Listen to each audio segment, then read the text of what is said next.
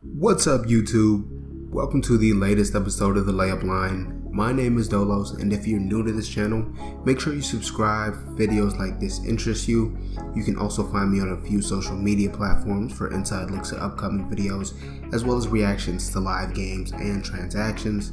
Speaking of transactions though, that's what today's video is about. We're getting pretty deep into free agency, and most of the money and roster spots are solidified.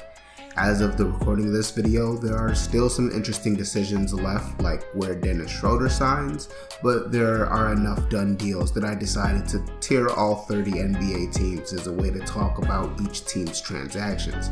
This will be broken down into 3 parts, and this is the first video, and it's my what the hell is going on group. These are teams that have made some weird roster choices or underwhelming and strange off seasons to this point. They're all my opinion, so feel free to respectfully disagree in the comments. The first bizarro off season is the New Orleans Pelicans. I'm going to try and keep these quick to make time for all the teams I need to run through, but New Orleans started the offseason with a very good move that created cap space by trading Eric Bledsoe and Steven Adams, who are guys that killed the team's spacing last season, in exchange for a trade down in the draft going from 10 to 17. They even picked a guy who projects to be a good shooter in Trey Murphy, but letting Lonzo walk in free agency is just kind of a head scratcher. He was one of the better three-point shooters on the team, and he had great chemistry with Zion Williamson, who also publicly asked for Lonzo back. The return they got is a couple bets on short-term deals in Devontae Graham from the Hornets in a sign and trade. I like that they got Jonas Valanciunas in their deal with Memphis, but essentially swapping Lonzo for Devontae and Satoransky feels like a mistake or a lateral move at the very best.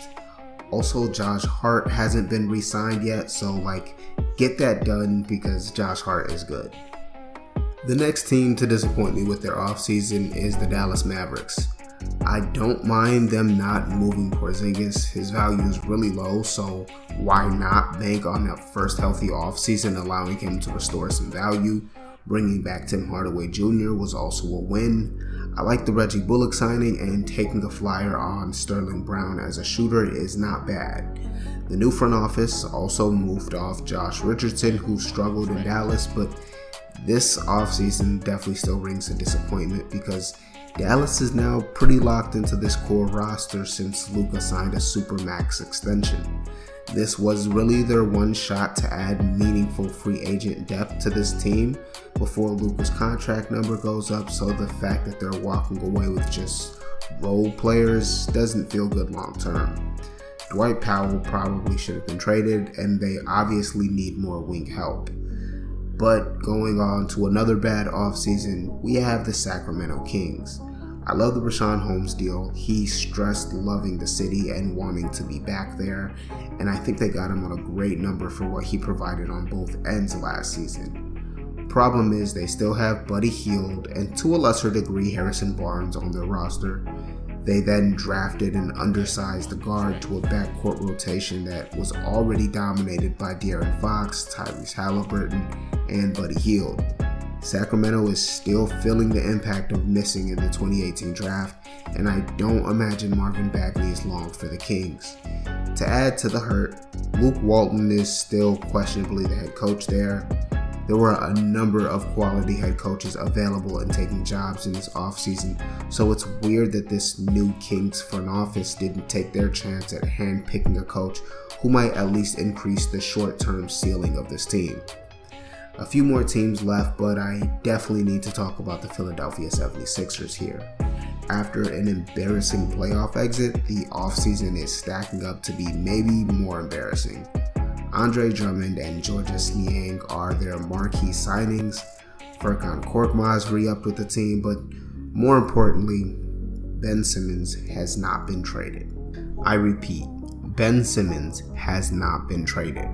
We have had messy rumors coming out, and believe what you want with this kind of stuff, but even the perception that Ben Simmons is icing out the team and not communicating with anyone except through his agent, while absurd trade details are coming out about the price that the GM Daryl Morey is demanding for Simmons, when his stock is at its lowest. It's just an ugly scene, and I can't imagine it's a comfortable situation now, having to really hope that first and second year players like Tyrese Maxey and Jaden Springer can be the guys that solve the team's half-court problems in the playoffs. The Toronto Raptors are the second to last team that I want to talk about. They are honestly more so in this tier because I wanted to balance out the other ones that were too big, but Toronto has sent some mixed signals on how they want to proceed as a team. Again, believe what you want, but Pascal Siakam trade rumors have been rampant since the season ended, and taking Scotty Barnes instead of Jalen Suggs at least somewhat signals that Masai Ujiri has found the next franchise forward. Lowry's departure is an emotional hit, but it's been expected since the trade deadline.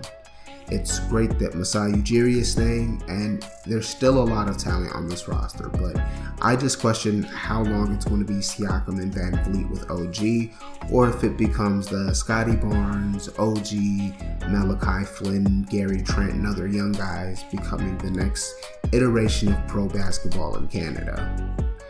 And last but not least, I want to touch on the San Antonio Spurs. The question of Popovich's inevitable retirement hangs over the offseason like it has for the past 2 or 3.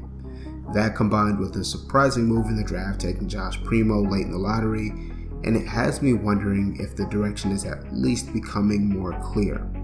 The Spurs muddied the rebuild waters by adding a vet in Doug McDermott and took a weird and expensive swing on Zach Collins, who's played 11 games in the past 2 seasons.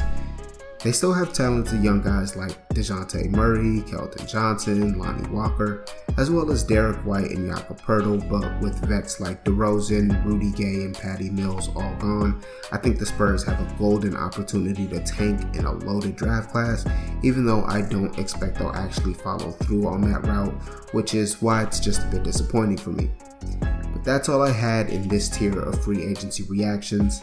The next tier will be with teams that I expect to do some serious building or changing of identity. If you want to be notified when that one is out, make sure you subscribe and hit the bell. I also have a video series about the Thunder's rebuild called The Timeline that you should go check out since you finished this video. Thank you for watching and making it to the end of this one, and enjoy the rest of your day.